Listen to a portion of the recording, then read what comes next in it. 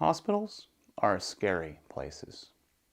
If you spend a moment and think about the sterile, stale smell that lingers in the hallways, or perhaps the taste of a bitter cup of coffee out of a hospital vending machine, perhaps in one of those little cardboard cups, you may get a pit of unease in your stomach. You might feel a little uncomfortable.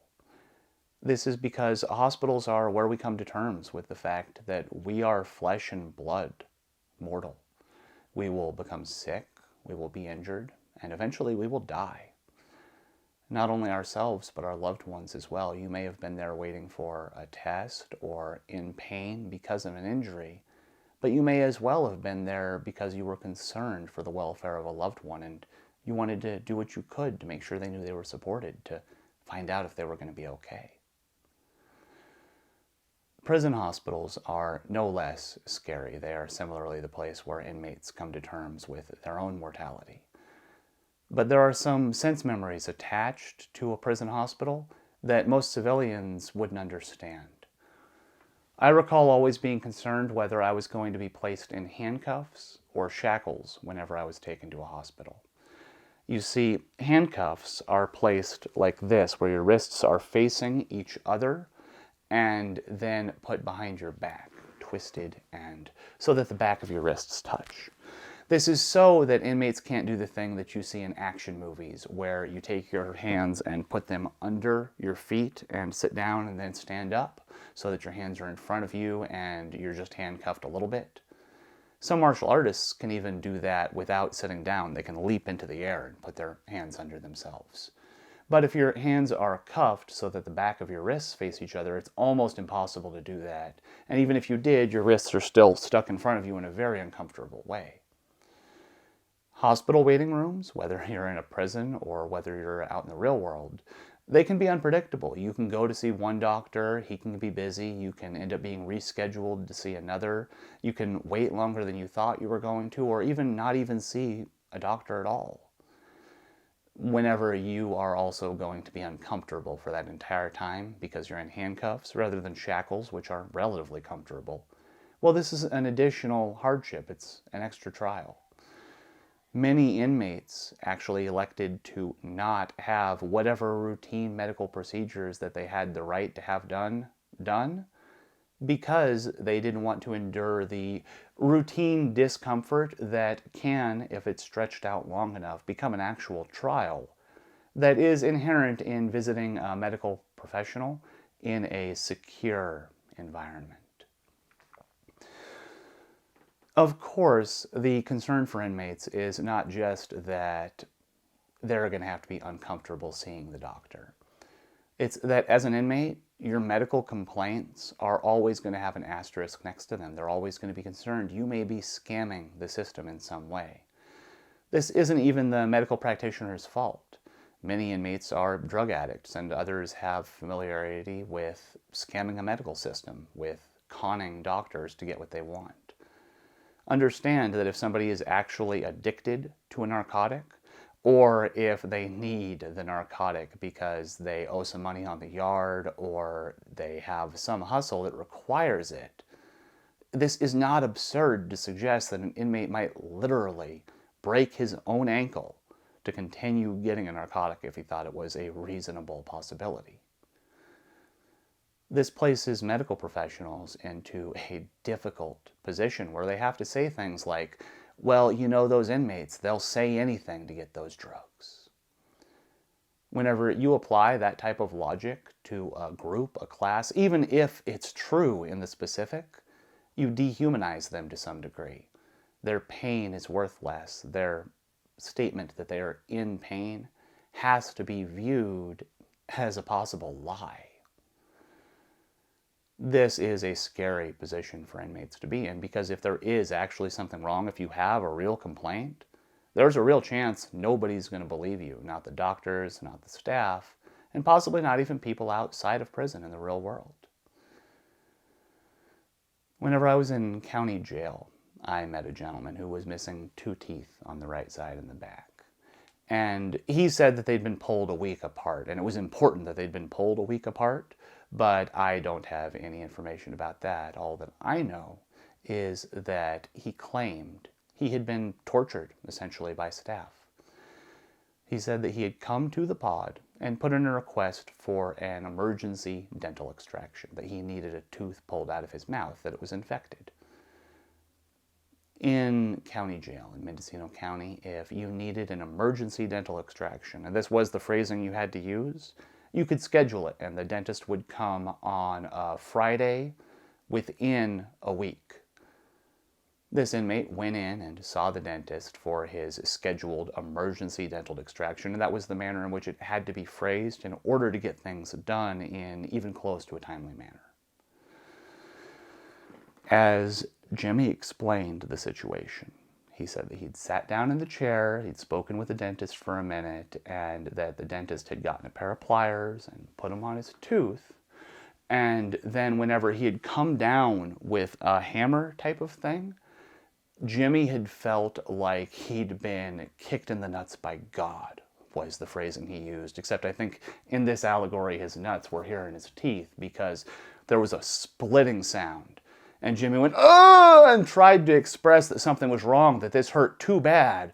And the dentist had put an elbow on his shoulder to get him down and pulled with those pliers. And then Jimmy's tooth had come ripping out of his mouth. The wrong tooth, not the infected one he had asked the dentist to pull, but the one next to it, one over from the last tooth. Jimmy began yelling, "Oh my God, oh my God," and the cops came in and they dragged him out of the room and took him to the hole. And he was in the hole. He put in another medical request saying, "Hey, I need this infected tooth taken out, and you pulled the wrong tooth, and I'm in a lot of pain." He wrote his family and asked them, "Hey, you guys need to do something. I can't use the phone. I'm not sure what to do." He started kicking on the door, screaming, "Hey, this isn't right." And he just sat there until the week had passed and the dentist was going to be back the next day. It was Thursday evening. And an officer came to the door with 2 medical slips. The one Jimmy had put in detailing the problem. He needed the infected tooth pulled from a couple of days ago. And the one Jimmy had put in just recently where he'd said, "You guys pulled the wrong tooth and I still have an infected tooth." And the officer said, "Hey, so we understand what happened and we're going to get you here out of the hole. We brought you here because you were yelling at the dentist and staff, and that's not allowed. You're going to get written up for that either way, but we're going to get your tooth taken care of tomorrow." Jimmy was glad for that part. He was going to see the dentist at least, and the way Jimmy told it, that was all he really cared about at this point because he was in so much pain. It had been bad a week before whenever he'd put in a slip saying, "Hey, I have an infected tooth and I need it pulled." And then 2 days after that, they'd pulled the wrong tooth and left him sitting in this concrete box. That was all the way back the previous Friday, 6 days again. And since then, his infected tooth, or perhaps the good tooth that they had involuntarily pulled and was now just a crater in his mouth, had become infected. They were right next to each other, and he didn't know what was wrong, but he knew that his jaw was swelled out and hurting only the way that an untreated toothache can hurt. And this had been almost 2 weeks at this point, and a full week since he'd asked for help. He'd written his family and said, "Hey, they're messing with me here. The dentist took the wrong tooth out." He'd put in a medical slip and a complaint explaining the issue. He told the cop who'd come to his door, "Absolutely, I want to see the dentist tomorrow. I don't care if you guys wrote me up. I'll deal with that later." And the cop pulled out another medical slip, a blank one, and told him, "But you need to fill out a slip saying that you need 2 teeth pulled. The one that was already pulled and one more. You want them both pulled out of your mouth." Jimmy said, "I don't want them. This was an accident. You shouldn't have done it. And I'm going to write my family, and I'm going to complain, and you guys are in trouble. And aren't you the cop that escorted me to and from the dentist in the first place?" And the cop pulls out both the medical slips that Jimmy's put in, the letter he sent home to his family, and the complaint that he filed.